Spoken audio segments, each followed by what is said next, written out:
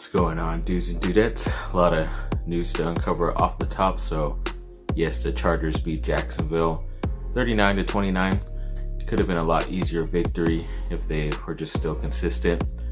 For some reason, Herbert started off the game very inaccurate, just like some of his college days, but he did end up having a pretty good overall game.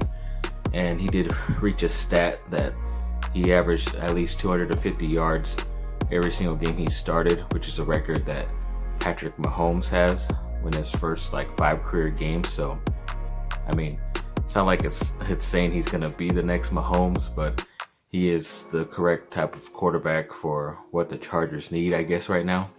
I still need some time to let it soak in and make sure that he is the correct quarterback or not. So definitely hope he plays the rest of the season, even though Tyrod's back, and we'll see how it goes. But yes, a victory.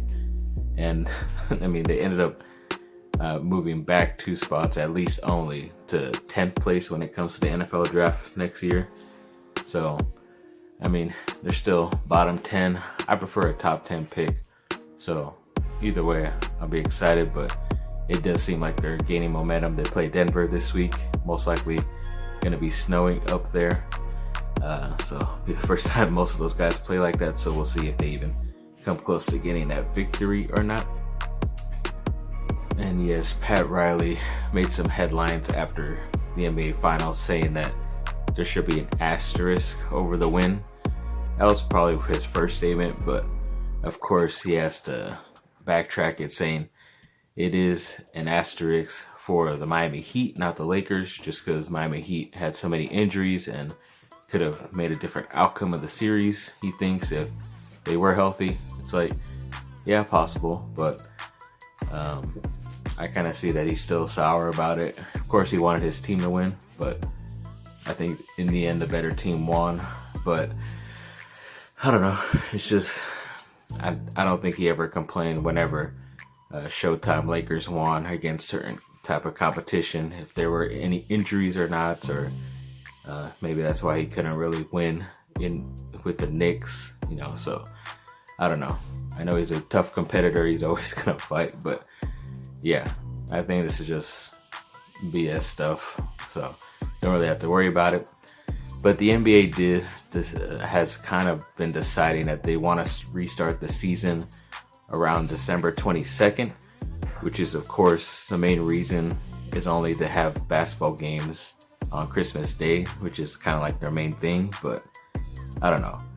There's all this crap coming out that LeBron might even not play the first month of the season just because they want to start this early, and they're trying to play 72 games at least to get it at least all the way to around the summer, finish up the playoffs around then, and be able to be ready for the Olympics. I just think they could do what the WNBA does when it's Olympic time. They play part of the season, stop for the Olympics, and then come back a month later to finish it up.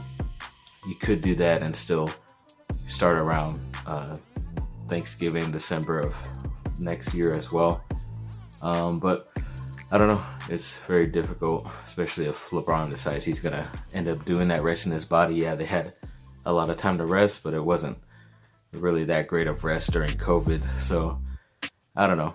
I think they should wait till January, in my opinion, just to make it a little bit more fair, especially for the Lakers and Miami Heat players who had to play the longest out of everybody.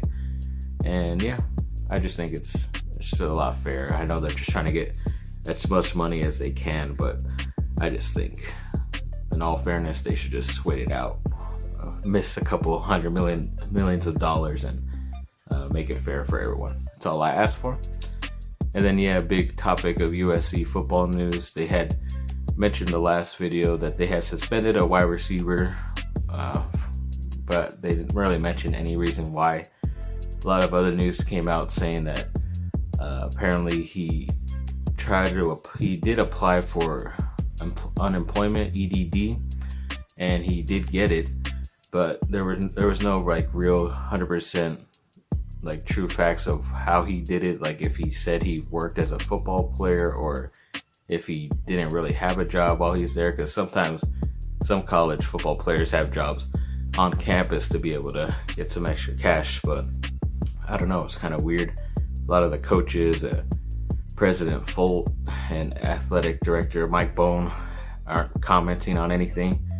It's been a couple days already, and the FBI is already on campus probing and asking other football players questions, and the family of the football player came out with their attorney saying that they haven't been able to contact with any of those higher ups as well, especially even the head coach. So definitely USC always has to get into some type of juicy federal mess, it seems, and I just think it's going to be tough, especially later when it comes to recruiting, because then, you know, this kind of puts a bad image on you if USC was the one that called the FBI on its own player. But who knows what happened. It's freaking crazy.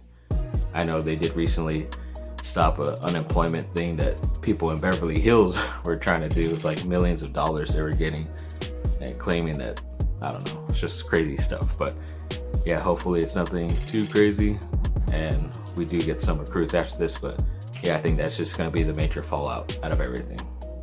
And to finish this off, so yes, tight end Virgil Green, after he caught a touchdown, somehow ended up getting his ankle rolled up, which sucked for the Chargers, and he's going to be out several weeks, it says.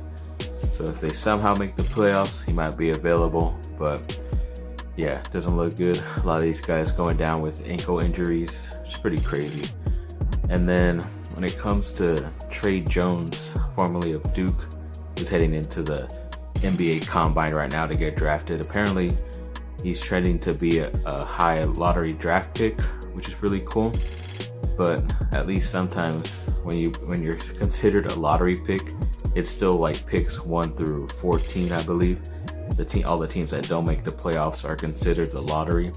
But yeah, it's better than what he's been averaging in mock drafts, which is later around where the Lakers pick in the first round or even early second round.